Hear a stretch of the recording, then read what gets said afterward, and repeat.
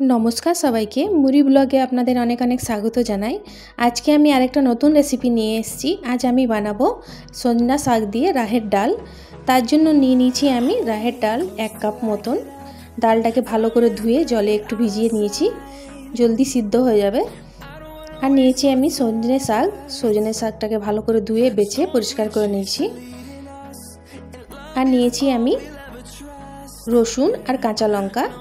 এই ডালটা বানাবার জন্য বেশি কিছু লাগে না। প্রথমে ডালটাকে আমি নুন দিয়ে সিদ্ধ করে নেব।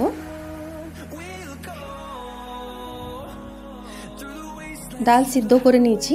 এরপরে একটা কড়াই বসিয়ে নিয়েছি। কড়াইয়ের মধ্যে দিয়ে দিলাম সরষের তেল। তেলটা যখন গরম হয়ে যাবে, দেখুন ডালটা আমার সিদ্ধ হয়ে গেছে, নুন দিয়ে সিদ্ধ করে নিয়েছি। দিয়ে দেব গোটা জিরে। জিরেটা যখন লাল লাল হয়ে যাবে তখন দিয়ে দেব এর মধ্যে রসুন কুচি আর লঙ্কা কুচি। 6-7টা রসুন কোয়া নিয়েছি, এগুলোকে কুচিয়ে নিয়েছি শুকনো লঙ্কা, কাঁচা লঙ্কা। রসুনটা আর লঙ্কাটা যখন লাল লাল হয়ে যাবে তখন দিয়ে দেবো এর মধ্যে আমি হলুদ গুঁড়ো। আমি ডাল সিদ্ধ করবার সময় নুন দিয়েছি, হলুদ দিইনি, সেজন্য কড়াইয়ের মধ্যে দিচ্ছি হলুদ। হলুদটা একটু মিক্স করে নেব তেলের সাথে। তারপর এর মধ্যে দিয়ে দেব ডালটা। ডালটা খুব সাবধানে দিতে হবে, তেলটা গরম আছে। দিয়ে এটাকে ভালো করে মিক্স করে নেব। এই সজনা শাক দিয়ে ডালের রেসিপিটা আমি মুড়িতে এসে খেয়েছি, বিয়ের আগে খেয়েছিলাম না।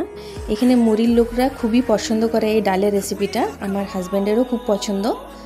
এরপরে দিয়ে দেবো উপরে সজনা শাকগুলোকে, দিয়ে মিক্স করে ঢাক দিয়ে দেবো 10-15 মিনিটের মতন মিডিয়াম আঁচে শাকটাকে সিদ্ধ করে নেব।